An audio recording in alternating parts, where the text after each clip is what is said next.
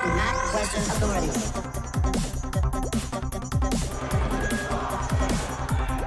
This is the currency of the resistance.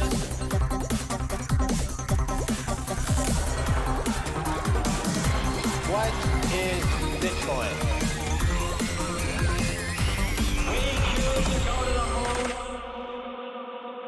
So Max, on our journey from the Genesis block to the moon, there are many things along the way, including the Blocksize wars. 2016 starts on January 14th, 2016, with this headline, The Resolution of the Bitcoin Experiment. Yes, this is Mike Hearn rage quitting Bitcoin. He has been a Bitcoin core developer at this point for the past 5 years, since 2011. Why has Bitcoin failed? It has failed because the community has failed. What was meant to be a new decentralized form of money that lacked systematically important institutions and too big to fail has become something even worse, a system completely controlled by just a handful of people. Worse still, the network is on the brink of technical collapse. The mechanisms that should have prevented this outcome have broken down, and as a result, there's no longer much reason to think Bitcoin can actually be better than the existing financial system. Right, well, I think this could be the beginning, actually, of the meme of rage quit. What would make Jimmy Song rage quit Bitcoin? If it became centralized, then it wouldn't be an interesting project. What would make me rage quit Bitcoin? If Jamie Dimon could somehow co-opt the entire chain, I would bounce quicker than anything you'd ever see. Welcome to the Kaiser Report. I'm Max Kaiser. Whiny rage quitting. That's a new one, right? Whiny rage quitting.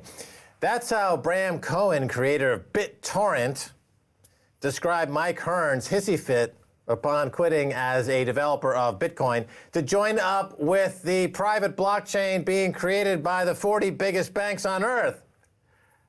Yeah, the guy's a traitor, and he's a rage quitter. And Stacy, what's up? Bitcoin believers' crisis of faith. Here was the article about Mike Hearn's quitting as a core developer of Bitcoin. And you know, it says straight away that he's so furious with this Bitcoin and what's going on there that he's took a new job at a new startup. Second to last paragraph before they tell you it's R3. I was reading that article thinking like he was joining a new innovative startup, something more exciting. And then you get R3. My God, that's like the big JP Morgan. Right, Bank of Simon America. Dixon, tell us about R3, a little bit about R3. Simon Dixon. Right before R3 announced their blockchain, and what they're doing to be innovative. They took Mike Hearn, they hired him, they offered him obviously a very competitive package compared to what he could get with Bitcoin. I don't know that, but that's my guess. And right before he left, he puts a blog out there saying, Bitcoin has failed, it's over. Now the real story is transaction volume is getting higher than ever. There was a conference called Scaling Bitcoin, and all the miners, all the developers got together. You were there. Put together, I was there, yeah. And they put together incredible solutions with some of the greatest minds in cryptography in the world of how they're going to scale Bitcoin, because we're now at a phase where this is really big. But Mike Hearn wasn't there. He didn't attend. Mike wasn't there, no. He had tried Bitcoin XT. He wanted bigger block size because remember, we enter 2016 with all the banks entering this space as blockchain, not Bitcoin. And there are some people in the Bitcoin community like Mike Hearn, who was a Bitcoin core developer for 5 years at this point, that wanted to compete with Visa, MasterCard, PayPal, JP Morgan, Goldman Sachs. They wanted to compete with that. And there was a big debate raging about block size. The block size is a security parameter in Bitcoin. It constrains some of the throughput of the network. But all of this has to do with the consensus rules. And so there's a whole bunch at stake when you try to change something like that. Basically, there was a group of people that they were thinking they would want to scale Bitcoin by increasing the block size so that we could actually run more transactions per second. The problem is that randomly changing the block size without fixing and improving the underlying technology actually doesn't scale very well. And the main problem is that the storage in computer industry is obviously getting cheaper, so the size is not such a problem. But the problem is the distribution of the blocks, where you have geographical areas where you just don't want to have like gigabyte blocks, because that would cause big latencies and big problems on the network. On the one side, it was people advocating for a hard fork, and that's a forced upgrade of everybody on the network in order to increase transaction capacity. And transaction capacity matters for method of payment, but not so much for store of value.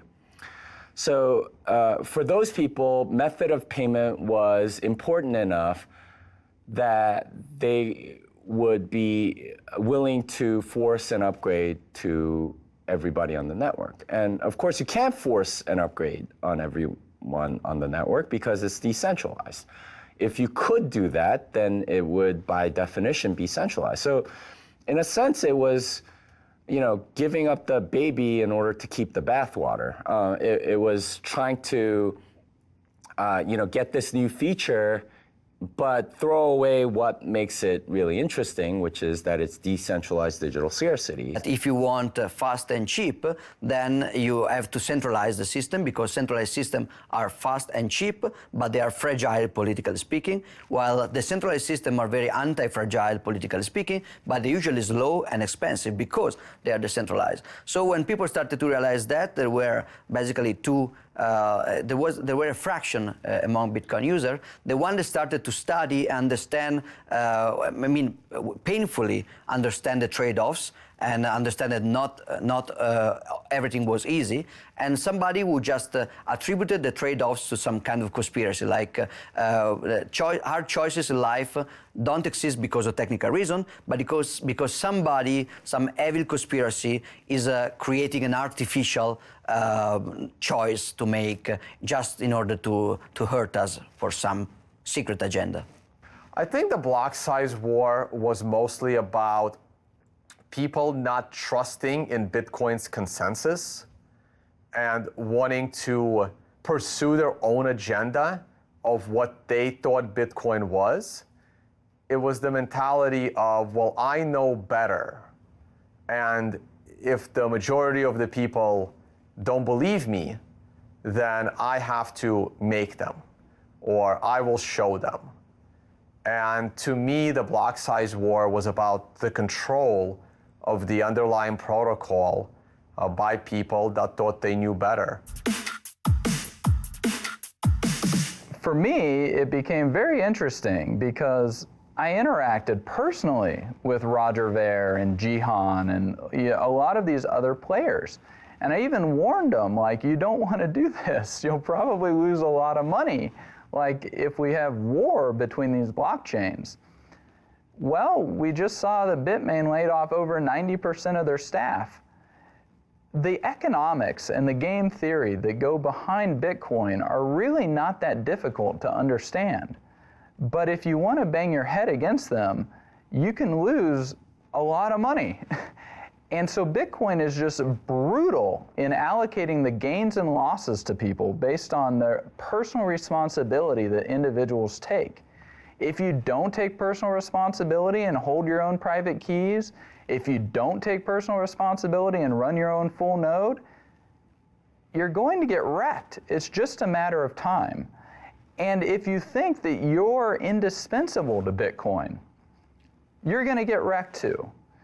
Satoshi is a great example. He left the project. He hasn't come back. He is letting us determine what happens with this on our own. He might even still be among us, but he's not appealing to authority. And so that's a very important lesson, I think, that we learned from the block size wars, is that even when you think that you matter, or even when you have a bunch of people who you think that matter and you're all together, you're still fighting a big uphill battle. I mean, we had 90% of the hash rate, a bunch of the venture capital funded companies, deciding to declare war on the users of Bitcoin. And all of them got wrecked. Like, it shows the sheer economic substance of the hodler of last resort. 2016 Bitcoin price is $437, obituary number 105. From an anonymous Yahoo News fintech exec never heard from again, who says Bitcoin is dead. How about obituary number 103? Quote, performing the autopsy on the Bitcoin. This one they still call the Bitcoin instead of just Bitcoin. They don't even get it. Remember, you cannot control Bitcoin. It's not just one guy can control it. Not even a handful of guys. Not even a handful of billionaires can control Bitcoin. It's the entire community. It's the miners, it's the nodes, it's the users. Everybody has control of Bitcoin, and he can't convince them. He can't persuade them to increase the block size. Yes, you need to persuade people. Look, Bitcoin protocol is a masterpiece, you know, and you look at the Mona Lisa in the Louvre Museum, and you might be tempted to change the smile because you think, you know what, I could do better, and you go up and you try to change it. But, you know, it's a masterpiece as it is. There's no changing it. It is what it is. And no matter how strongly you feel about the aesthetic, you are going to be rejected because the genius of the protocol was perfect in the birth of it, and so you can go against it. You can rage against the machine and rage against it and quit, and you're not needed, you know, quit. I mean, I think Mike Hearn thought that he was essential and invaluable to the project, and if he quit, that this would somehow put the kibosh on the project, and very quickly it was figured out that no, you know, anyone can quit all you want, doesn't matter. This freight train of Bitcoin protocol is not going to stop.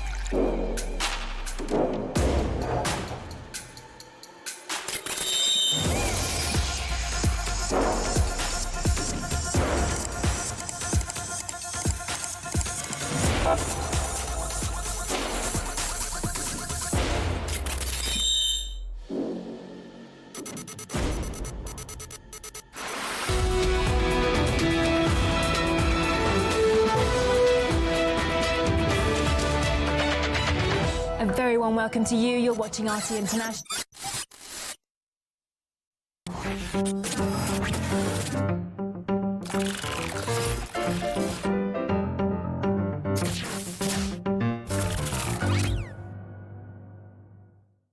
China is not a partner of number one for us yet.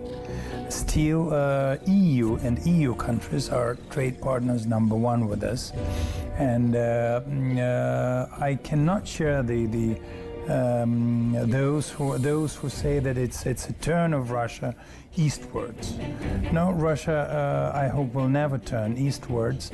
You know, Russian eagle is looking to both sides, westwards and eastwards.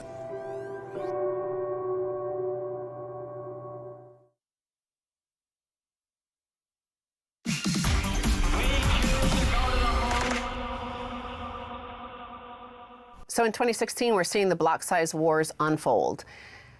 An important question to this is, what is cash? What does cash mean? Some in the community decide that cash means credit cards, that you're competing with MasterCard and Visa. Bitcoin is nowhere near being able to transact the tens of thousands of transactions per second that Visa can. Then there are those who are hodlers and they want a store of value. They want to hold something that is secure. They want the blockchain to be as secure as possible. Some people are willing to sacrifice security for more transactions per second. But this is a war in which we're finding out who all the players are that Bitcoin has brought to the table. People misinterpret the word cash, and they think it's about big blocks. And it's not unsurprising that a bunch of guys sitting around trying to compare block size, right? It's a bit narcissistic and egocentric, and my block's bigger than your block. But it turns out that that's not the secret sauce. That's not what makes it work. And when you try to weenie wave your way into supremacy, you get rejected by the consensus algorithm as designed. Yeah, it's unfortunate what has happened to the meaning of the term cash, particularly amongst some factions of the Bitcoin, well, no longer in the Bitcoin world, most of them, thankfully. Effectively, the term cash historically refers to money that is a bearer asset, that money that is nobody's liability. It does not depend on somebody paying off somebody else's debt. In other words, a check or any kind of banknote contains within it the element of risk that the bank issuing it might default. And so therefore, that's what distinguishes it from cash. So that's why essentially what cash refers to is an instrument that doesn't have counterparty risk. It's an instrument that's money and that is accepted. And so historically, if you read old Austrian economists' book, the term cash referred to gold, and the term cash and gold were essentially interchangeable. The first problem linguistically happened when the term cash started referring as well to government money. Paper notes backed by gold, they became referred to as well as cash. And then when these notes stopped being backed by gold, the notes themselves kept the name cash, even though they're not actually cash, because they are essentially just pieces of paper issued from a central bank. They are contingent in their value upon the central bank maintaining their supply in some limit, whereas gold doesn't have that contingency, because even if anybody wants to increase the supply of gold, they just can't, because it's very hard to do it. And now, according to many people in the formerly of the Bitcoin space, the term cash refers to the money that you use for making your small petty purchases every day. And so therefore for them, when they hear the term Bitcoin is electronic cash, in the white paper, for them, that means we have to go and use it to buy a coffee with it. However, if you understand the term cash as it's spoken in the 19th century, when words had real meanings and money was gold and things made sense and the world was in order, back then the term cash referred to the gold, which was usually in bank vaults, so it wasn't, it wasn't being used itself for the small payments. The payments were being done with instruments that were backed by that physical gold. So it's not about the small payment. It's about the fact that it's a monetary asset that doesn't have any liability attached to it and doesn't require anybody else to perform a function.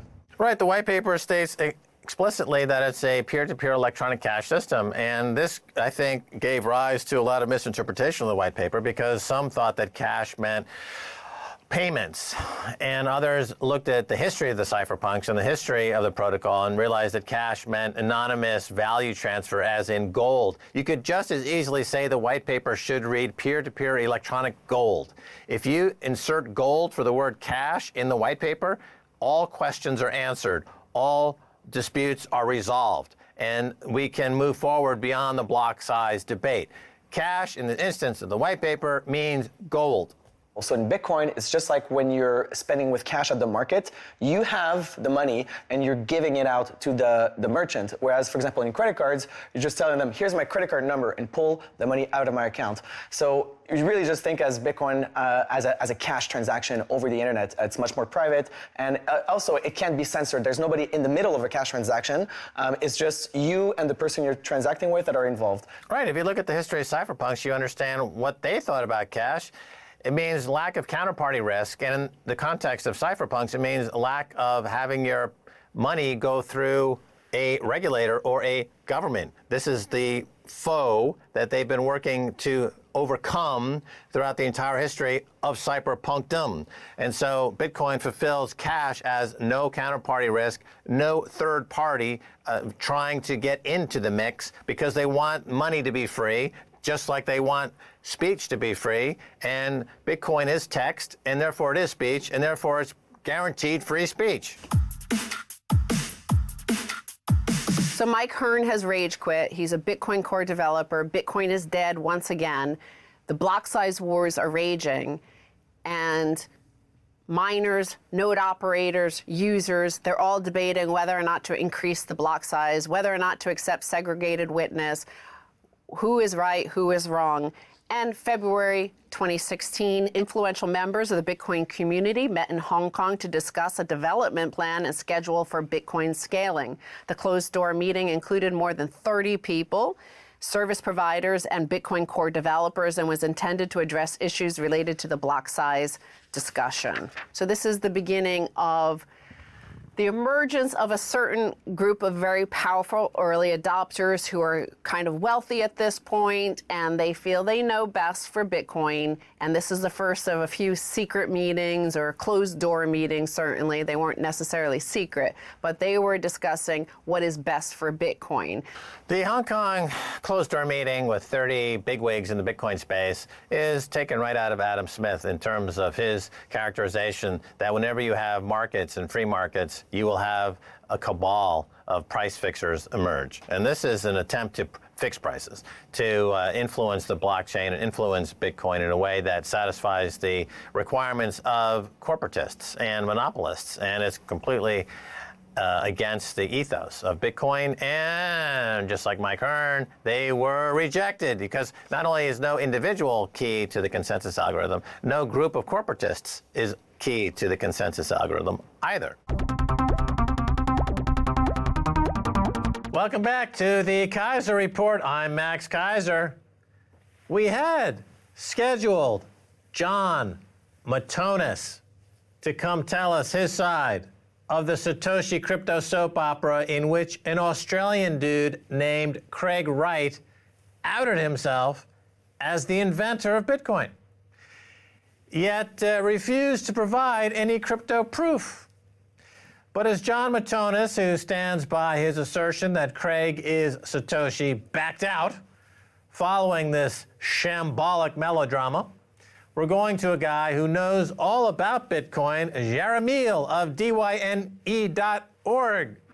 Well, you know, the distribution of Bitcoins might be really a problem right now. You know, there's a large amount of Bitcoins in the hands of people that are trying to manipulate the community behind it. But I believe we should go forward in developing further this technology as a resilient technology, and observe the fact that the community is actually able to stand and withstands these attempts to manipulation. And that, I think, beyond even Bitcoin itself, is a fantastic proof of how open source and free software communities work around the world. The hacker ethics are at work right now. And even if the assets from a financial point of view will be actually owned by other people that will use them to speculate and even bring down Bitcoin, we are seeing that there is a community that is ready to maintain a code base, that is ready to actually carry on beyond manipulations, and that sees into what it's doing something useful for everyone.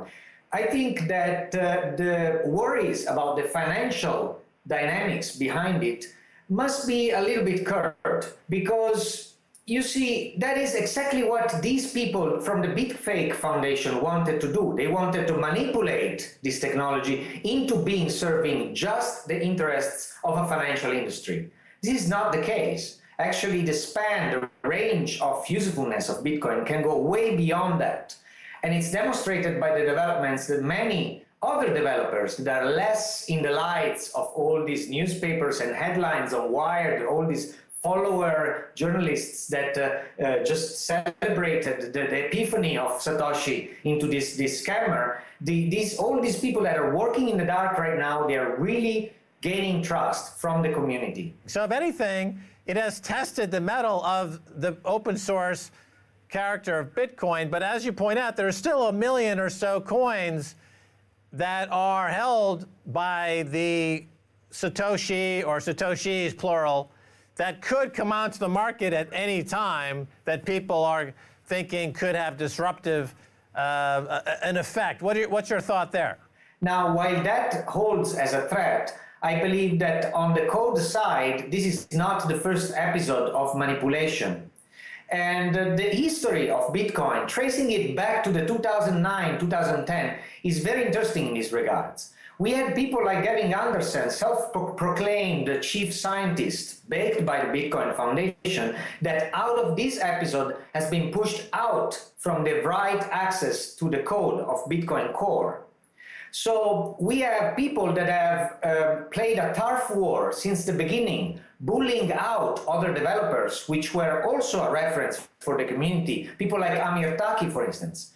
They were bullied out by these people. And then in the unfolding of the last 5 to 6 years, we see that these people have actively tried to steer top down as a chief scientist the fate of Bitcoin into this sort of manipulative star system of egos that try to say, I am Satoshi, that try to say, I control Bitcoin now, and they are trying to say, yeah, we have to work for the financial industry, exactly the industry that we rebelled against when we all created Bitcoin and the worldwide sensation that it means. You know, to be fair, again, in this environment, we've just gone through a year of bankers dominating the messaging on Bitcoin. It was blockchain, not Bitcoin. And there was this fear that Bitcoin itself was being removed from the equation, and we needed to be more professional. We needed to get away from the hackers and the sort of participant who goes and fights ISIS. We needed to get away from that image of Bitcoin. Then in July 2016, the Bitcoin halvening. These sort of events are when Bitcoin prices leading up to that were, of course, soaring. So the Bitcoin block reward fell from 25 Bitcoin to 12.5 Bitcoin per block. Right, the halvening came, and remember, Bitcoin is a social justice, hard money, democracy guaranteeing platform disguised as a get-rich-quick scheme. So when the halvening pops through the system, it triggers FOMO, fear of missing out, and it triggers the greed gene. And that's what you need to get hash rate up, which secures the network and makes it immutable and impregnable. So the algorithm, it seems as though the creators of the Bitcoin protocol hacked society's weakest link, and that is the need by some to be greedy to extremists. By appealing to those folks, it actually turns the weakness of humans into a strength, because the more they try to gobble it up, the more they try to monopolize it with their secret behind closed doors meetings or their rage quitting, the security goes up. So it's ingenious. It's that geniusness that takes me actually into philosophy, because in philosophy, Ayn Rand redefined what greed is. And Ayn Rand said, selfishness and greed are beautiful things. As selfishness is loving yourself, and greed is pursuing your selfishness. And so that's, I think, shown in the Bitcoin realm, where we're encouraging greed. You're helping the system. We end 2016, and Honey Badger don't care that Mike Hearn quit, because Bitcoin is still going up and up and up.